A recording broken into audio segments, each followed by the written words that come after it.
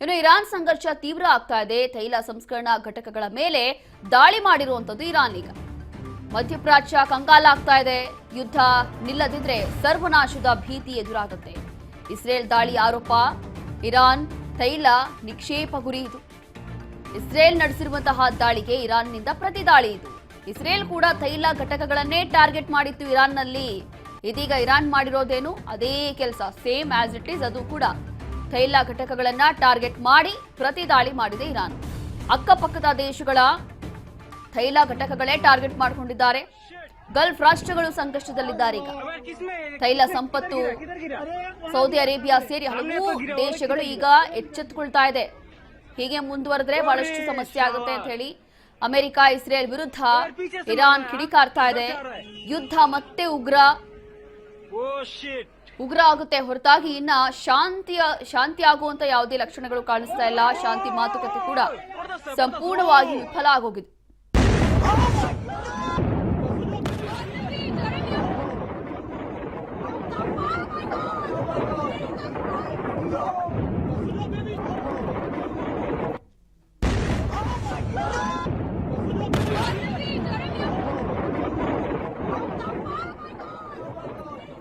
ಮತ್ತಷ್ಟು ಮಾಹಿತಿಯನ್ನ ಕೊಡ್ತಾರೆ ನಮ್ಮ ಪ್ರತಿನಿಧಿ ವಿನುತಾ.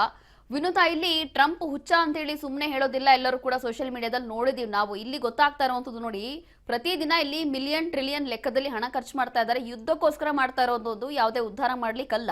ಇನ್ನು ಯಾವಾಗ ನಿಲ್ಬಹುದು ಈ ಯುದ್ಧ? ಬೇರೆ ಬೇರೆ ರಾಷ್ಟ್ರಗಳಿಗೂ ಕೂಡ ಸಿಕ್ಕಾಪಟ್ಟೆ ಎಫೆಕ್ಟ್ ಆಗ್ತಾ ಇದೆ. ಏನಿದೆ ಮಾಹಿತಿ? ರೋಶಿನಿ, ಈಗಾಗಲೇ ಏನು ಮಧ್ಯಪ್ರಾಚ್ಯದಲ್ಲಿ ನಡೆಸಿರುವಂತಹ ಇರಾನ್ ಮತ್ತೆ ಇಸ್ರೇಲ್ ಮತ್ತೆ ಈ ಅಮೆರಿಕದ ನಡುವಿನ ಸಂಘರ್ಷ ಇದೀಗ ನಿಜಕ್ಕೂ ಒಂದು ಉತ್ತುಂಗಕ್ಕೆ ತಲುಪಿದೆ ಅಂತಾನೆ ಹೇಳ್ಬೋದು. ಯಾಕಂದ್ರೆ ಇವರ ಮೂರು ದೇಶಗಳ ಯುದ್ಧ ಒಂದು ರೀತಿಯಾಗಿ ಇಡೀ ಜಗತ್ತಿನ ಮಹಾ ಕುಸಿತಕ್ಕೆ ಕಾರಣವಾಗಿರುವಂತದ್ದು. ಆರ್ಥಿಕ ಮಹಾ ಕುಸಿತದ ಭೀತಿಯಲ್ಲಿ ಇದೀಗ ಎಲ್ಲ ರಾಷ್ಟ್ರಗಳು ಕೂಡ ಇರುವಂತದ್ದು. ಇರಾನ್ನ ಪ್ರಮುಖ ತೈಲ ಸಂಸ್ಕರಣಾ ಘಟಕಗಳು ಏನಿದೆ ಅದ್ರ ಮೇಲೆ ಇಸ್ರೇಲ್ ಮತ್ತು ಅಮೆರಿಕ ಈಗಾಗಲೇ ನಡೆಸಿರುವಂತಹ ದಾಳಿಗಳು ನಿಜಕ್ಕೂ ಇರಾನ್ನ ಪ್ರತಿ ದಾಳಿಗೆ ಕಾರಣವಾಗ್ತಾ ಇರುವಂತದ್ದು. ಇದರಿಂದಾಗಿ ಜಾಗತಿಕ ಇಂಧನ ಸರಬರಾಜು ಜಾಲ ಏನಿತ್ತು ಅದು ಸಂಪೂರ್ಣವಾಗಿ ಇದೀಗ ಅಸ್ತವ್ಯಸ್ತಗೊಂಡಿರುವಂತದ್ದು. ಈ ಒಂದು ಯುದ್ಧದ ನೇರ ಹೊಡೆತ ಇದೀಗ ಅಮೆರಿಕ ಮಾತ್ರವಲ್ಲದೆ ಅದರ ಪರಿಣಾಮವಾಗಿ ಭಾರತ ಕೂಡ ಎದುರಿಸುವಂತಹ ಪರಿಸ್ಥಿತಿ ಇದೀಗ ನಿರ್ಮಾಣವಾಗಿರುವಂತದ್ದು. ಇನ್ನು ಅಮೆರಿಕದ ಅಧ್ಯಕ್ಷ ಡೊನಾಲ್ಡ್ ಟ್ರಂಪ್ ಅವರು ಯಾವುದೇ ರೀತಿಯ ಅನುಮತಿಯನ್ನ ಪಡೆಯದೆ, ಅಂದ್ರೆ ಅಲ್ಲಿನ ಸಂಸತ್ತಿನ ಅನುಮತಿಯನ್ನ ಪಡೆಯದೆ ಇರಾನ್ನ ಮೇಲೆ ದಾಳಿಗೆ ಕೂಡ ಮುಂದಾಗಿದೆ. ಇದರಿಂದಾಗಿ ಅವನ ಒಂದು ರಾಜಕೀಯ ವಿವಾದಕ್ಕೂ ಕೂಡ ಕಾರಣವಾಗುವಂತದ್ದು. ಈಗಾಗಲೇ ಸಾಲದ ಸುಳಿಯಲ್ಲಿ ಅಮೆರಿಕ ಸಿಲುಕಿರುವಂತದ್ದು. 34 ಟ್ರಿಲಿಯನ್ ಸಾಲದ ಹೊರೆಯಲ್ಲಿರುವಂತಹ ಈ ಅಮೆರಿಕಾಗೆ ಈಗ ಈ ಒಂದು ಯುದ್ಧ ಏನಾಗಿದೆ ಅಂದ್ರೆ ಮತ್ತಷ್ಟು ಗಾಯದ ಮೇಲೆ ಬರೆ ಎಳೆದಂತಾಗಿರುವಂತದ್ದು. ಯುದ್ಧಕ್ಕಾಗಿ ಅವರು ಪ್ರತಿ ದಿನ ಒಂದು ತಿಂಗಳಿಗೆಲ್ಲ ಒಂದು ದಿನಕ್ಕೆ 1 ಮಿಲಿಯನ್ ಅಷ್ಟು, ಅಂದ್ರೆ ಅಂದಾಜು ಒಂದು 8,300 ಕೋಟಿ ರೂಪಾಯಿ ಅಂತಾನೆ ಹೇಳ್ಬೋದು, ಅಷ್ಟು ವೆಚ್ಚವನ್ನ ಒಂದು ದಿನದ ಯುದ್ಧಕ್ಕೋಸ್ಕರ ಮಾಡ್ತಿರುವಂತದ್ದು. ಇದು ಏನಾಗ್ತಾ ಇದೆ ಅಂದ್ರೆ ಈ ಒಂದು ಅಧಿಕ ಒಂದು ವೆಚ್ಚ, ದುಂದು ವೆಚ್ಚ ಇಡೀ ಅಮೆರಿಕದ ಆರ್ಥಿಕತೆಯನ್ನೇ ಒಂದು ದಿವಾಳಿಯತ್ತ ಕೊಂಡೊಯ್ತಾ ಇದೆ ಅಂತಾನೆ ಹೇಳ್ತಾ ಹೋಗ್ಬೋದು. ಇನ್ನ ಅಮೆರಿಕದ ಪರಿಸ್ಥಿತಿ ಏನಿದೆ, ಸ್ವಪಕ್ಷದಲ್ಲಿರುವವರೇ ವಿರೋಧವನ್ನ ವ್ಯಕ್ತಪಡಿಸ್ತಾ ಇದ್ದಾರೆ.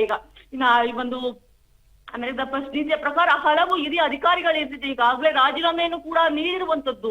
ಮಧ್ಯಂತರ ಚುನಾವಣೆಯ ಒಂದು ಹೊಸ್ತಿಲಲ್ಲಿ ಈ ಒಂದು ಟ್ರಂಪ್ಗೆ ಈ ಒಂದು ಯುದ್ಧ ಬಿಸಿಯನ್ನ ಮುಟ್ಟಿಸುತ್ತೆ ಅಂತಾನೆ ಹೇಳ್ತಾ ಹೋಗ್ಬೋದು. ಇನ್ನು ಇರಾನ್ ಮತ್ತೆ ಇಸ್ರೇಲ್ ನಡುವಿನ ಪರಸ್ಪರ ತೈಲ ನಿಕ್ಷೇಪಗಳನ್ನೇ ಗುರಿಯಾಗಿಸ್ಕೊಂಡು ಈ ಒಂದು ದಾಳಿಯನ್ನ ನಡೆಸ್ತಿರೋದ್ರಿಂದ ಸಾಕಷ್ಟು ಕಚ್ಚಾ ತೈಲದ ಬೆಲೆ ಈಗಾಗಲೇ ಗಗನಕ್ಕೆ ಏರಿರುವಂತದ್ದು. ಇನ್ನು ಕಚ್ಚಾ ತೈಲದ ಬೆಲೆಯನ್ನ ನೋಡ್ತಾ ಹೋಗೋದಾದ್ರೆ ಒಂದು ಬ್ಯಾರೆಲ್ಗೆ ಎಷ್ಟು $111 ಅಷ್ಟು ದಾಟಿರುವಂತದ್ದು.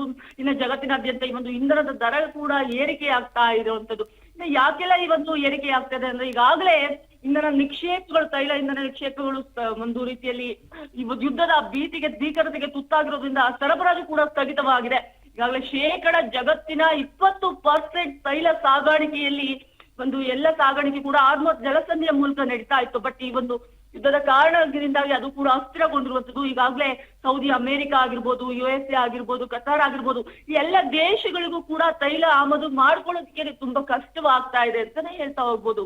ಇನ್ನ ರೋಶ್ನಿ, ನಮ್ಮ ಭಾರತದ ಮೇಲೆ ಹೇಗೆಲ್ಲ ಈ ಒಂದು ಯುದ್ಧ ಪ್ರಭಾವವನ್ನ ಬೀರ್ತಾ ಇದೆ ಅಂತ ನೋಡೋದಾದ್ರೆ, ಇನ್ನ ಭಾರತಕ್ಕೆ ತನ್ನ ಅಗತ್ಯತೆಗಾಗಿ ಬೇಕಾಗಿದ್ದಂತಹ 80%ಕ್ಕಿಂತ ಹೆಚ್ಚಿನ ತೈಲವನ್ನ ಅದು ಇರಾನ್ ಮತ್ತೆ ಇಸ್ರೇಲ್ ದೇಶಗಳಿಂದನೇ ಆಮದನ್ನ ಮಾಡ್ಕೊಳ್ತಾ ಇತ್ತು. ಆದ್ರೆ ಈ ಒಂದು ಯುದ್ಧದ ಭೀತಿಯಿಂದಾಗಿ ಏನಾಗಿದೆ ಅಂದ್ರೆ ಭಾರತಕ್ಕೆ ಹೊಡೆತ ನೇರವಾಗಿ ತಟ್ಟಿರುವಂತದ್ದು. ಕಚ್ಚಾ ತೈಲದ ಬೆಲೆ ಏರಿಕೆಯಾದಂತೆ ಭಾರತದಲ್ಲಿ ಕೂಡ ಪೆಟ್ರೋಲ್ ಮತ್ತೆ ಡೀಸೆಲ್ ಬೆಲೆಗಳು ಈಗಾಗಲೇ ಗಣನೀಯವಾಗಿ ಕೂಡ ಏರಿಕೆ ಆಗಿರುವಂತದ್ದು.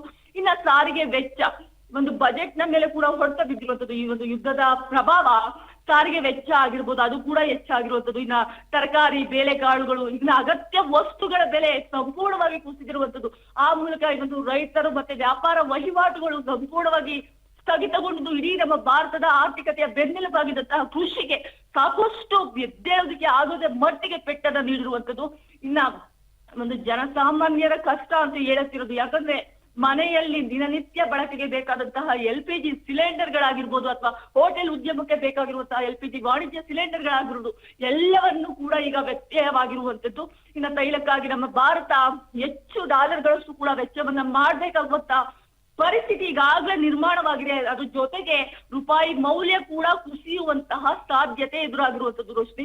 ಇನ್ನ ಭಾರತಕ್ಕೆ ಎಷ್ಟರ ಮಟ್ಟಿಗೆ ಸುರಕ್ಷತೆ ಇದೆ ಈ ಒಂದು ಯುದ್ಧದಲ್ಲಿ ಅಂತ ನೋಡ್ತಾ ಹೋದ್ರೆ ಇದು ಒಂದ್ ರೀತಿಯ ನಿಜಕ್ಕೂ ಯಕ್ಷ ಪ್ರಶ್ನೆ ಅಂತಾನೆ ಹೇಳ್ಬೋದು. ಯಾಕಂದ್ರೆ ಗಲ್ಫ್ ರಾಷ್ಟ್ರಗಳಲ್ಲಿ ಸುಮಾರು 80 ಲಕ್ಷಕ್ಕೂ ಅಧಿಕ ಭಾರತೀಯರು ಈಗಾಗಲೇ ಕೆಲಸವನ್ನ ಮಾಡ್ತಾ ಇರುವಂತದ್ದು.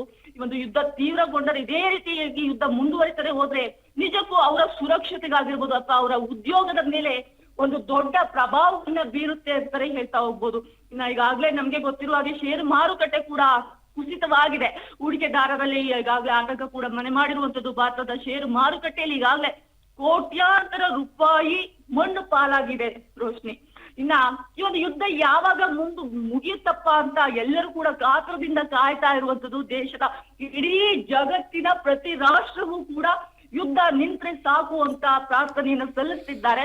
ಯಾಕಂದ್ರೆ ಈ ಒಂದು ಶಾಂತಿ ಮಾತುಗಳು ಈಗಾಗಲೇ ಮಾತುಕತೆಗಳು ಕೂಡ ನಡೆದಿತ್ತು. ಎರಡು ರಾಷ್ಟ್ರಗಳ ನಡುವೆ ಕೂಡ ಶಾಂತಿ ಮಾತುಕತೆಗಳು ಕೂಡ ನಡೆದಿತ್ತು, ಒಪ್ಪಂದಗಳು ಕೂಡ ಮಾಡಲಾಗಿತ್ತು. ಆದ್ರೆ ಯಾವುದೇ ರೀತಿಯಲ್ಲಿ ಫಲ ಕೊಟ್ಟಿಲ್ಲ. ಸಂಪೂರ್ಣವಾಗಿ ಶಾಂತಿ ಮಾತುಕತೆಗಳು ವಿಫಲವಾಗಿರುವಂತದ್ದು. ಸೊ ಈಗಾಗಲೇ ಇರಾನ್ ತನ್ನ ಇಂಧನ ಮೂಲ ಸೌಕರ್ಯಗಳನ್ನ ರಕ್ಷಿಸಿಕೊಳ್ಳೋದಕ್ಕೋಸ್ಕರ ಪ್ರತಿದಾಳಿಯನ್ನು ಕೂಡ ನಡೆಸ್ತಾನೆ ಇದೆ. ಒಂದ್ ವೇಳೆ ಹೀಗೆ ಯುದ್ಧ ಮುಂದುವರಿತಾನೆ ಹೋದ್ರೆ ಇಡೀ ನಮ್ಮ ಜಗತ್ತು ಆರ್ಥಿಕ ಮುಗ್ಗಟ್ಟಿನತ್ತ ಹೋಗುತ್ತೆ ಅನ್ನೋದ್ರಲ್ಲಿ ಯಾವುದೇ ರೀತಿ ಸಂಶಯ ಇಲ್ಲ Roshni. Yes, thank you Vinutha ನಿಮ್ಮೆಲ್ಲ ಮಾಹಿತಿಗಾಗಿ.